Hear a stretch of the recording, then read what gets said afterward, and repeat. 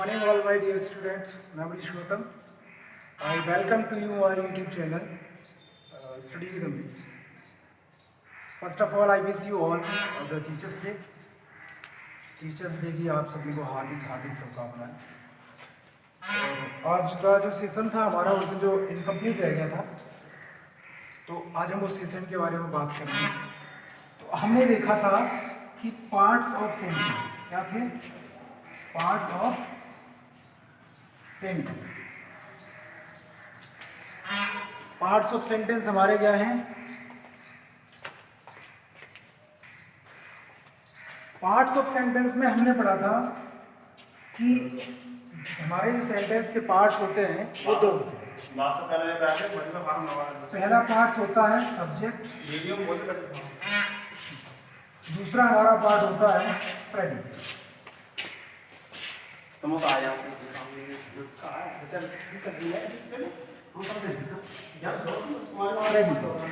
तो पहले पार्ट को हमने पढ़ लिया था. सब्जेक्ट हमारा दो पार्ट में पहले डिवाइड होता है. पहला हमारा सब्जेक्ट होगा क्वालिफायर में, दूसरा वर्ब. तो क्वालिफायर हमारा तीन जगह डिवाइड हो जाता है. किस में? डिटर्मिनर, एडजेक्टिव और adjectival phrase. Now we are going to discuss about predicate. Predicate क्या है? प्रेडिकेट को हिंदी में हमने बताया था क्या बोलते हैं. विधेय. क्या होता है? विधेय. अच्छा, विधेय को भी हम, इसके भी दो तीन पार्ट हैं, तो आज हम इसी की बात करते हैं. क्या है देखते हैं. सब्जेक्ट को हटा देते हैं थोड़ी देर के लिए, बात करते हैं प्रेडिकेट में. तो प्रेडिकेट जो होता है उसके जो पार्ट होते हैं वो देख लेते हैं. मैंने उस दिन बना भी दिया था लेकिन फिर भी हम बना देते हैं आज. यहाँ पे सब्जेक्ट के बाद में तुरंत आती है हमारी, क्या आती है? वर्ब. क्या आता है? वर्ब. और उसके बाद क्या आएगा? वर्ब के बाद हमारा आ जाता है ऑब्जेक्ट. ऑब्जेक्ट के बाद आता है कंप्लीमेंट.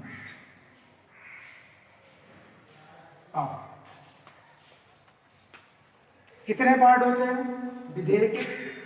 विधेय के पार्ट होते हैं, वर्ब के पार्ट, प्रेडिकेट के पार्ट होते हैं वर्ब, ऑब्जेक्ट और कंप्लीमेंट. अच्छा, ये वर्ब जो है ये भी हमारी दो जगह बढ़ जाती है. वर्ब हमारी बढ़ जाती है. एक तो हमारा होता है हेल्पिंग वर्ब, हम जिसको बोलते हैं हेल्पिंग वर्ब. दूसरा हमारा होता है मेन वर्ब, इसको हम सहायक क्रिया बोलते हैं और इसको हम मुख्य क्रिया बोलते हैं. ये दोनों ही यूज होते हैं हमारे. रही बात ऑब्जेक्ट की, ऑब्जेक्ट भी हमारा दो जगह बढ़ जाता है. ऑब्जेक्ट भी हमारा दो जगह बढ़ जाता है. पहला होता है डायरेक्ट ऑब्जेक्ट और दूसरा होता है इनडायरेक्ट ऑब्जेक्ट. ठीक है, आप लोग नोट डाउन करके चलना. ठीक. अब वर्ब हमारी जब प्रयोग होती है तो दो तरीके से प्रयोग होती है. एक तो हेल्पिंग वर्ब के रूप में होगी और एक मेन वर्ब के रूप में. दोनों को हम बता देते हैं अभी. जैसे he went to school. He went to school. Sorry, he went. He went to school. दूसरा, he is eating mango. Now we can see that this is the main verb and there are two part of verb. First one is helping verb and second one is main verb. यहाँ पे हमारा क्या है? ये जो went है वो किसका काम कर रहा है? यहाँ पे मेन वर्ब का काम कर रहा है. यहाँ नीचे हम देखते हैं तो इज जो है वो हमारा किसका काम कर रहा है? हेल्पिंग वर्ब का. और ये हमारा किसका काम कर रहा है? मेन वर्ब का. ठीक है, तो वर्ब हमारी क्लियर होती है यहाँ पे कि जो क्रिया वाक्य में होती है, किसी भी स्टेटमेंट में जो भी हमारा सेंटेंस होता है उसमें जो कर्ता के द्वारा कार्य किया जाता है वो हमारा क्या होता है? वो हमारा होता है मेन वर्ब. क्या होता है? Main verb. अब दूसरा जो उससे पहले प्रयोग किया जाता है, जो मेन वर्ब से पहले प्रयोग किया जाता है, वो हमारा क्या होता है? Helping verb. ठीक है, दोनों क्लियर होती हैं यहाँ पे, वर्ब और हेल्पिंग वर्ब। नेक्स्ट अगला हमारा रहता है कि अगला पार्ट हमारा है ऑब्जेक्ट। ऑब्जेक्ट भी हमारा कैसा होता है? डायरेक्ट और इनडायरेक्ट। मैंने उस दिन भी बताया था और आज भी मैं वही कहता हूँ, there are a lot of difference between object and complement. एक चीज मैं आपको बता दूं, ऑब्जेक्ट बनने के लिए किसी भी शब्द को या तो नाउन होना जरूरी है या फिर pronoun. If there is no noun और pronoun, then the word can not be object. तो पहला है, सबसे पहली शर्त यह है कि अगर ऑब्जेक्ट हमारा होगा तो या तो वो हमारी नाउन होगी या हमारा प्रोनाउन होगा। दैट कैन नॉट बी, अगर नाउन और प्रोनाउन है सेंटेंस के लास्ट में, that can not be complement other. बात करते हैं ऑब्जेक्ट की। जैसे ही परचेज ए बुक। दूसरा, he gives me mango। ना सब्जेक्ट, कोई दिक्कत नहीं। दूसरा हमारा क्या हो गया? यहां से प्रेडिकेट स्टार्ट हो गया, तो प्रेडिकेट में क्या होता है? सबसे पहले वर्ब हो गया।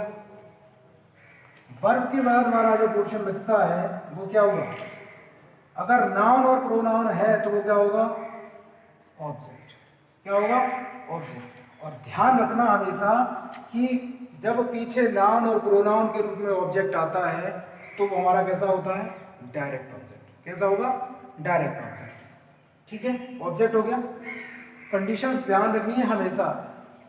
अगर किसी भी शब्द को ऑब्जेक्ट या सब्जेक्ट बनना है तो उसका नाउन होना या प्रोनाउन होना बहुत ही आवश्यक है।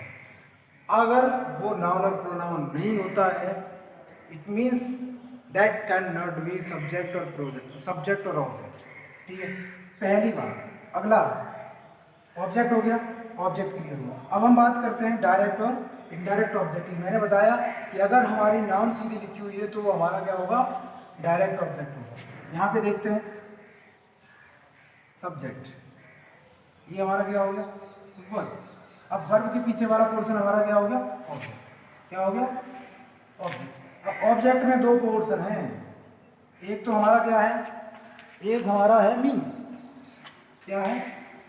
एक ये है और एक ये है। तो मैंने ऊपर ही बता दिया था कि जो नाउन होगा वो हमारा क्या होगा? Direct object. क्या होगा? Direct object. और जो प्रोनाउन होगा वो हमारा क्या होगा? इनडायरेक्ट। अगर नाउन और प्रोनाउन साथ में प्रयोग हुए हैं, जहां पे नाउन और प्रोनाउन साथ प्रयोग होते हैं, तो जो डायरेक्ट ऑब्जेक्ट है वो बाद में आता है और इनडायरेक्ट ऑब्जेक्ट हमेशा पहले आता है। क्यों? क्योंकि नाउन होगा तब वो डायरेक्ट होगा और प्रोनाउन होगा तो वो इनडायरेक्ट होगा। ठीक है, नाउन और प्रोनाउन दोनों यूज हुए हैं, इसलिए वो डायरेक्ट और इनडायरेक्ट है। ठीक है, अब बात करते हैं हम कंप्लीमेंट की, वो भी हम आपको बताएंगे। ये हमारा क्या क्लियर हुआ? ये हमारा क्लियर हो गया ऑब्जेक्ट, डायरेक्ट और इनडायरेक्ट ऑब्जेक्ट। अब कंप्लीमेंट की बात करते हैं तो there is no need to be noun और pronoun to become a complement. हमें कंप्लीमेंट बनने के लिए ना तो नाउन होने की आवश्यकता है और ना ही प्रोनाउन होने की आवश्यकता है। अगर है तो अच्छी बात है और नहीं है तब भी कोई बात नहीं है। कंप्लीमेंट वो होता है the word that can complete the sense of a sentence is called a complement.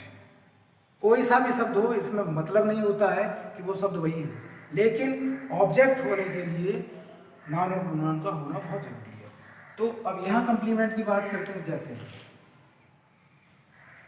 He is my brother है तो ये भी नाउन। अब आप ये कहोगे कि ये प्रोनाउन, ये नाउन है, आप ऐसे कह रहे थे। तो यहाँ पे इन दोनों में देख वह है मेरा भाई, तो ये क्या है, ये आपका कंप्लीमेंट होगा।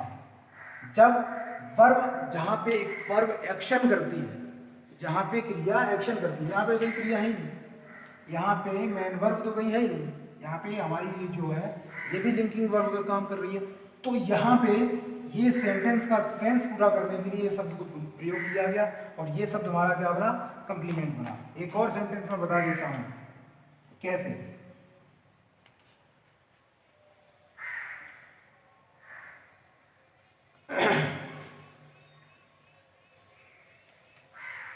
This is a